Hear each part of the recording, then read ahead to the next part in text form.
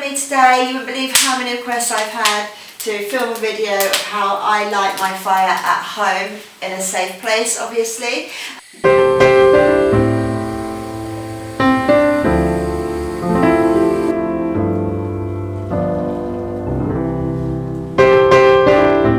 Couldn't believe the monstrosity of this fireplace when I first moved into this property nearly 2 years ago.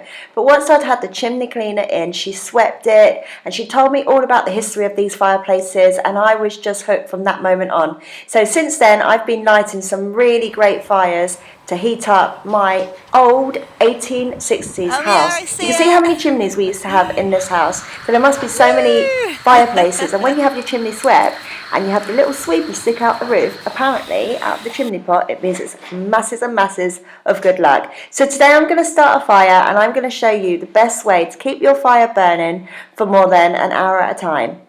So I'm going to take you out to the log house where I'm going to stock up with coal, kindling, some fire lighters and some firewood. Here.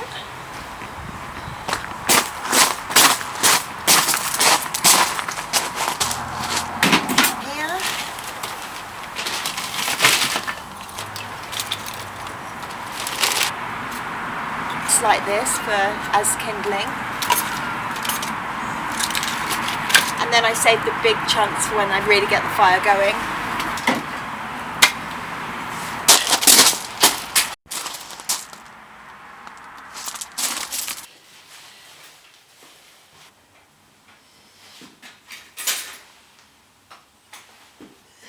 Right, so let's talk about fires. I actually have a fire guard because I have, well, my youngest daughter is 5 now, but because we have a fire in the dining room, it kind of stops anything from spitting out as well. That's why I've kept it. I'm just going to take that off today so that we can start the fire, and then I'll put the camera down so you can watch me properly. I've already got some old coal in there, so when I had the chimney swept yesterday, the chimney sweep said, oh, you may as well just put them back in there and use them. They were stuck in all like the little nooks and crannies in there. So we've got our firewood, we've got our kindling and fire lighters, and we've got some coal. Really nice clean fireplace. Just to show you that it's all nice and clean and clear. Nice, clean, clear. We've got our coal in there, but I am going to add some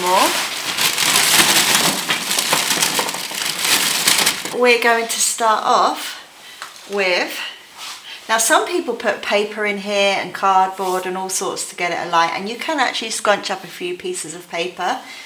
In fact, I might do that just to get it going a bit quicker for the purpose of the video today. So I've got a few scrunched up pieces of paper here just to get the fire started. I'm going to go in there with 2. Some people might say that I'm overdoing it a bit. But if you want to get a fire started as quick as possible, then I suggest you just double up on everything. We're going to build a teepee with our kindling wood. Kindling wood is, it burns slightly better, it's a little bit lighter, and this is how we're going to actually get our fire going. By building a teepee, the heat gets to rise and the flame rises. Fire to this wood, the paper will then catch fire and it will start it off, and then we can start loading our fire slowly. And then we're going to take a flame to that. It's long matches so that I don't burn myself. And I'm going to go right in one side using a long match so I cannot burn myself. I don't burn myself, but make sure I light. Whilst that fire is getting started, we want to make sure that our wood and our fire lighters are a little bit away from the fire because we don't want everything going up in flames.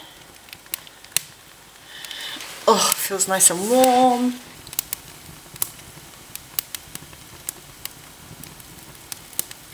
Let that burn for a few minutes and then I'll come back and we'll start putting some bigger pieces of wood on the fire.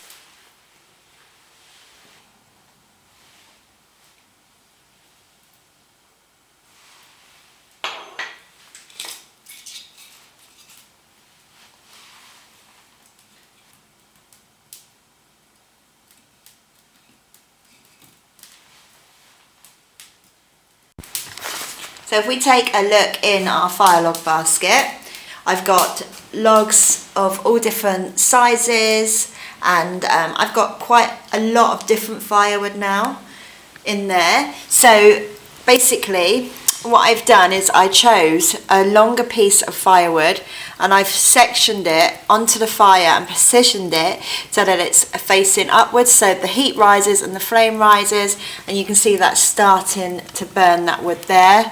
So that's starting a new fire, if you like, whilst the kindling underneath is burning. Another one of them to position the other side and make a triangle check. It's quite chunky, but it feels nice and light. That's a heavy piece.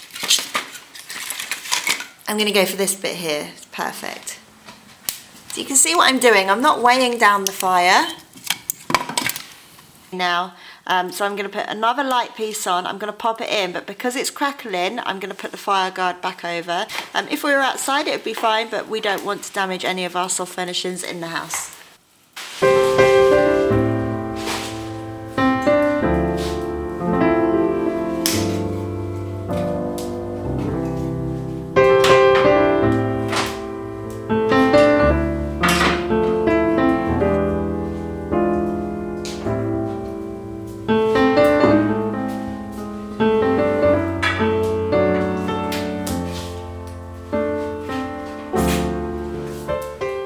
That's going now, and I've got my spare logs ready to pop onto the fire so I don't have to keep going over to the basket.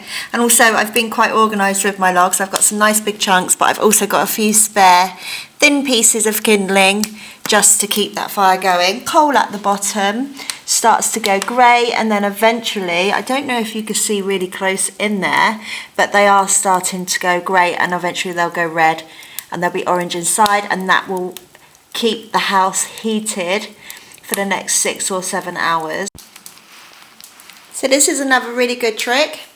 Now you can see that the fire is really getting going on these pieces of wood. We're going to kind of close it up a bit. So I've got this lovely thin piece of long kindling. I've only got little gaps there. It's almost like the fire is contained. So this is a really important piece of fire making.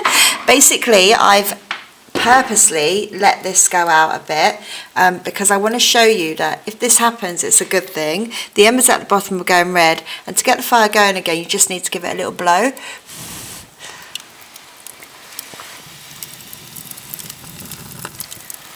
See that? Perfect. And then you can start building up your fire again with your logs.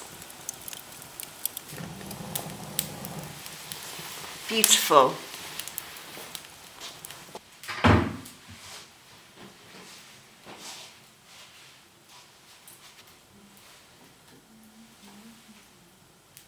I wanted to take a few minutes to chat to you all and tell you about the story of my folding caravans. A ton of my subscribers are here for the folding caravan and the outdoor life. I just really wanted a motorhome, and I could never afford to have a motorhome because I was a full-time mum, and I only had a job at the time doing kind of a little bit of blogging, a little bit of YouTube, and I had a few paid gigs, but really nothing that I could have put down as a proper income, if you like. So my goal was to have a motorhome. That was never going to happen. I didn't have any money of my own. So in the end, I found a folding caravan. Sometimes she likes to have her privacy and I like to have mine, so that's how I made that curtain. And I sat down with my husband of the time, you know, can we invest in this? It's something I really wanted, what I thought I could do with it, how I could take the kids away for breaks and stuff. I did eventually manage to get this folding down caravan, see videos of how I'm renovating the caravan and how I've changed it and how it was when I first got it and the difference in it now. I broke up, and the only thing that I took from the house, in this house I didn't have a bed, I didn't have a washing machine, I didn't even have a cooker, a camping cooker for the first probably 8 months we were here until I could settle back into work, up enough money to provide what we needed. We would buy something every month. But the first month I bought myself a good proper mattress frame. The next month after that we would have got a washing machine, cooking on a camping cooker for quite some time. And that's where this beautiful vintage fireplace comes into use, like into the niche of this video, and me loving being outdoors and using campfires and cooking on campfires. I use this old vintage fireplace to cook on. It does have an oven. It doesn't get too hot, but it was great for using my cast iron pans on, and I made some beautiful recipes. So I feel like my niche of loving the outdoors, loving a bit of bushcraft and being quite self-sufficient really does actually entwine with how I choose to live my life and how I choose to bring up my children today. I've put a piece of wood either end of our teepee, so we're still going up in a straight line, and once all this coal is red, like in the middle, we can then throw firewood on however we please, and the fire will keep burning.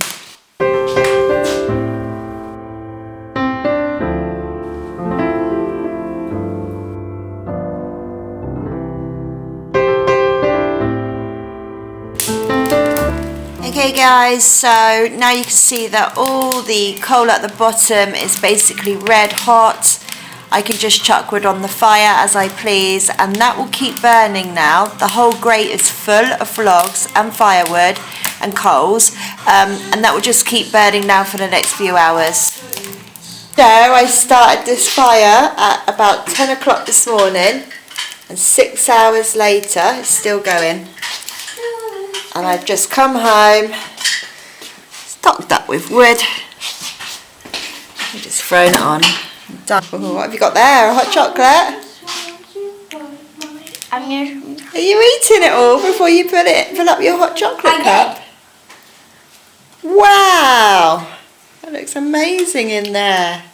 But I just wanted to say thanks for joining me today, and do subscribe. Disclaimer, I am not a professional firelighter. Just make sure if you light a fire that you are in a safe place, never leave a fire unattended, and don't forget to use your safety grates as your safety gates as well.